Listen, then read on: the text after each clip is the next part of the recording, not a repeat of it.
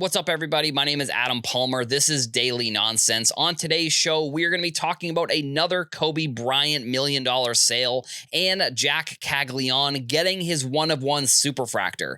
If you enjoy this video, make sure you hit the like button. And if you are a new viewer, make sure you hit subscribe so you don't miss any more Daily Nonsense content. Now let's get into the show. We have another over $1 million sale. This time, it is the 2017 Flawless Logo Man autograph Kobe Bryant. Same buyer, Shine, one of the big Instagram, not really necessarily an influencer, but one of the big Instagram buyers that if you look through his page, he has some of, it's probably the most expensive collection. I mean, I know that Topps highlighted at the National someone that has 43 Superfractor autograph Bowman cards. But I'm pretty sure Shine owns like the one of one Luka that sold for 4.3. He now owns a $2.3 million Kobe and a $1.7 million Kobe.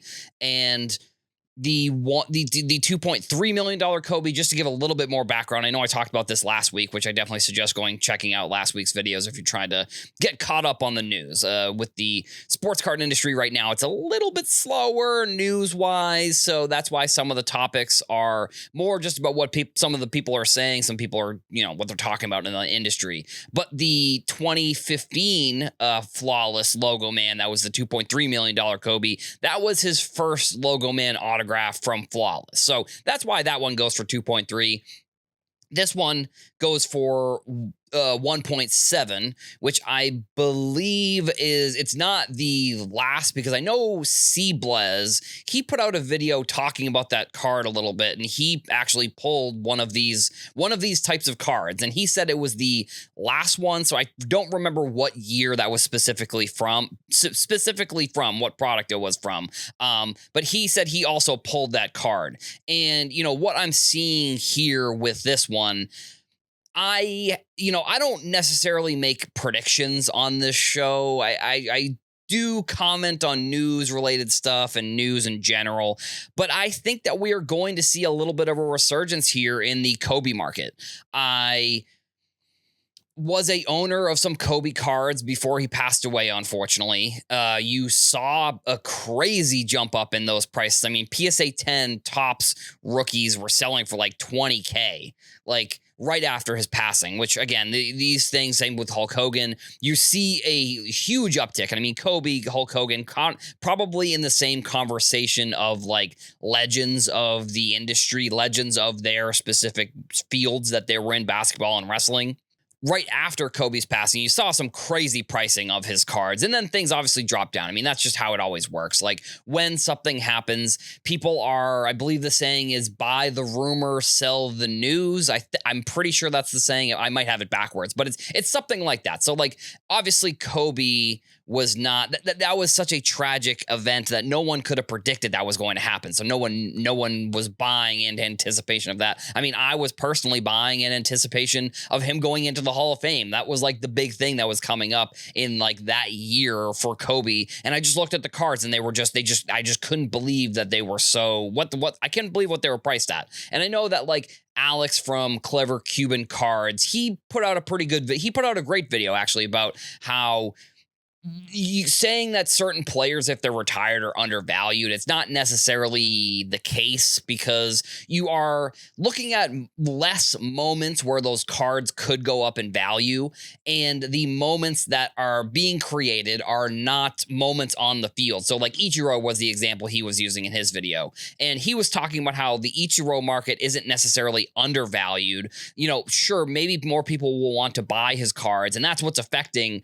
Essentially, that's what is affecting those cards' prices. So you are looking for players who have that ability to have off-field moments at this point in their careers. Albert Pujols is maybe another example of a player who's retired recently, who maybe in the next few years might be worth buying in anticipation of him going into the Hall of Fame. But with Kobe, these are the type of moments that they're going to be with him, unfortunately, since, circumstances are what they are.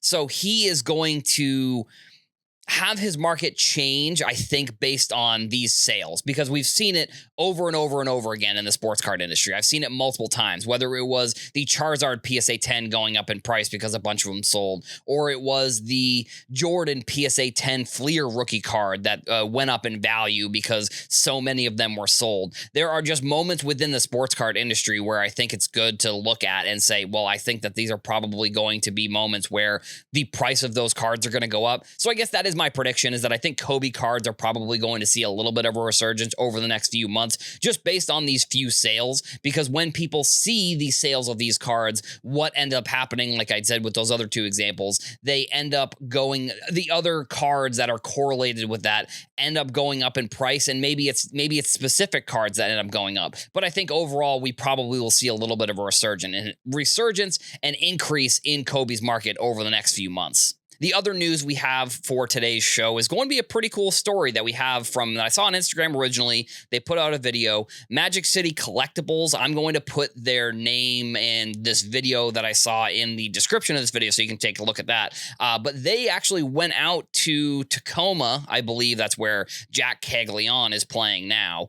And they went and traded his 1-of-1 Superfractor from Bowman. Now, this is the non-autographed Superfractor. So it was pulled at a local card shop around them, and then they, Jac Caglianone reached out, and then they did this trade, and they traded for, I believe, obviously the meet and greet, and then they do the video, and then they got to rip some packs with him as well, which was very cool. And then he signed some jerseys and some balls, and I know that, that the pricing of that may not equal necessarily the price that they could get from selling that. But I think it's one of the cool things within sports cards is that, like, you can choose your own adventure with what you want to do with your card. Sure, that person probably could have sold it, like I said, depending on the price and when they're selling it, or they could do something like this, which is like a once in a lifetime moment that this person's going to have, getting to meet a player like that. And I mean, Caglianone is somebody who I follow, so maybe it's more, maybe I can justify it a little bit more than maybe some other people, because as you see, I'm wearing my Falmouth Commodore stuff. He was supposed to be a Falmouth Commodore a couple of years ago,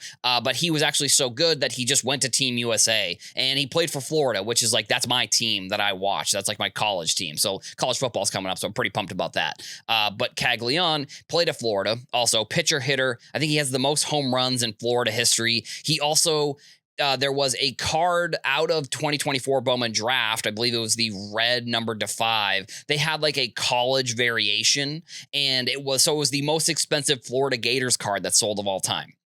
So you now have this moment where you met the player, you got all these autographs. It's a super special moment for this person. And that is just a different way of, you don't have to sell the card necessarily to get a moment in your life that's going to, you're never going to get those moments back. Like and I don't think that's exactly what I'm trying to say, but like you're getting moments that you can't really replicate any other way. And that's, again, one of the cool things with sports cards is like, now players are getting involved, and it felt like the industry for so long was just very transactional with like players signing stuff. They would give jerseys, all of these things for the cards, and it didn't feel like players were really involved. Like, sure, they were signing autographs at the National, or they were signing autographs of players, but it's like now you're seeing videos of like Caglianone ripping cards. I saw a cool video with him and his dad ripping cards, and you're just seeing the expansion of players' involvement in the industry, which I think is a great thing, because that just means they're going to care more for these things